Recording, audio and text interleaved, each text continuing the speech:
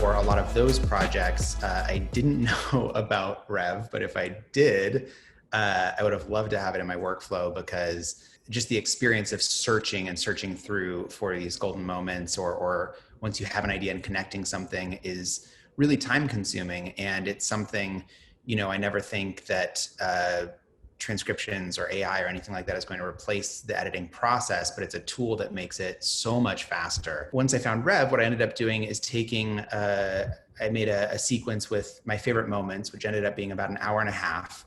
But this is for just like a comedy sketch. So I was looking for maybe like 5 to 10 minutes maximum.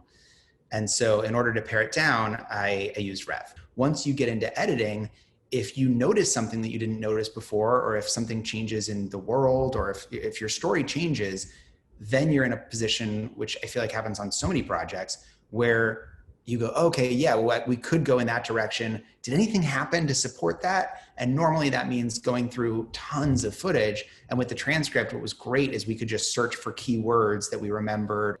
The kind of fun part and like we're in the trenches part of working on a project that I feel like I've really missed almost as much as shooting something in this, remote social distancing time, is the feeling of being in the edit bay with your whole team and making these magical discoveries. And so this was about as close as I think we could get to that without being in the same place, because we were all on Zoom, especially when we were doing this 48-hour edit turnaround.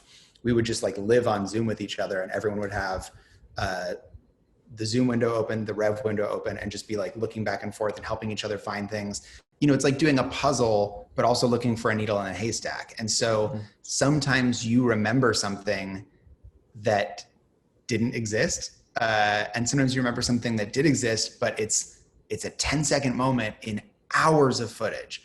And so to find that is really hard. And I think having a transcript like this that's searchable and that's interactive allowed us to be a lot more creative.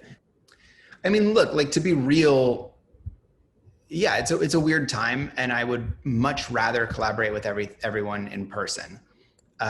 But this was 85% accurate to the experience, maybe even 90% accurate to the experience of working with people in a room.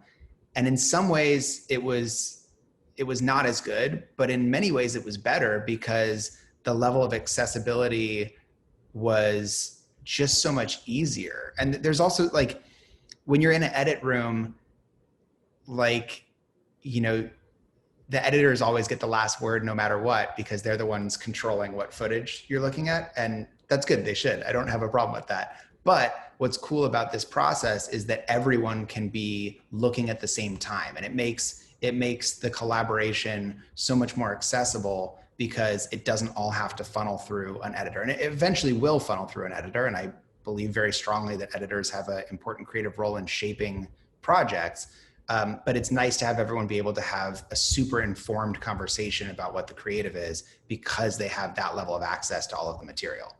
Put transcripts and subtitles on all of your videos, any video you put in the world, because first of all, there are people that are hard of hearing that don't have access to any of what's happening in a video if they can't, if they don't have an angle to read lips, or if there's not a good transcription. And the auto transcriptions on a lot of places are really, on YouTube, for example, are not to disparage YouTube, but they're not always accurate. So taking the time, and especially with Rev, it's so cheap, that makes your videos accessible to everybody.